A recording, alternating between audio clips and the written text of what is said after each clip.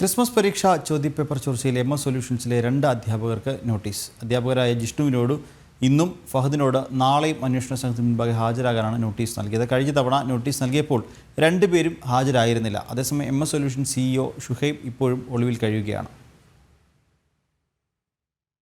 രണ്ടാം തവണയാണ് ചോദ്യം ചെയ്യലിന് ഹാജരാവാൻ ആവശ്യപ്പെട്ട് ജിഷ്ണുവിനും ഫഹദിനും അന്വേഷണ സംഘം നോട്ടീസ് അയക്കുന്നത്. കഴിഞ്ഞ 25-ന് എം എസ് സൊല്യൂഷൻസ് ഉടമ ഷുഹൈബിനോടും അധ്യാപകരോടും ക്രൈംബ്രാഞ്ചിന് മുന്നിൽ ഹാജരാവണമെന്ന് പറഞ്ഞിരുന്നെങ്കിലും 3 പേരും ഹാജരായിരുന്നില്ല. ഇതോടെയാണ് വീണ്ടും നോട്ടീസ് അയച്ചത്. എന്നാൽ ഇരുവരുടെയും മൊബൈൽ ഫോൺ സ്വിച്ച് ഓഫ് ആണെന്ന് Kozhikode crime branch DYSP E Sunilkumar പറഞ്ഞു. അതിനാൽ ഇവർ ഹാജരാകുമോ എന്ന കാര്യത്തിൽ ഉറപ്പില്ല. ഷുഹൈബ് ഉൾപ്പെടെ 3 പേരും അന്വേഷണവുമായി സഹകരിക്കാത്ത സാഹചര്യത്തിൽ അന്വേഷണം വഴിമുട്ടി നിൽക്കുകയാണ്. അതിനാൽ ക്രൈംബ്രാഞ്ചിനെതിരെ വിമർശനവും ഉയരുന്നുണ്ട്. ഷുഹൈബിനെ പിടികൂടാനായി ലുക്കൌട്ട് സർക്കുലർ പുറപ്പെടുവിച്ചിരുന്നെങ്കിലും ഫലമുണ്ടായിട്ടില്ല. അതേസമയം ഷുഹൈബിന്റെ മുൻകൂർ ജാമ്യാപേക്ഷ കോഴിക്കോട് ജില്ലാ കോടതി നാളെ പരിഗണിക്കും.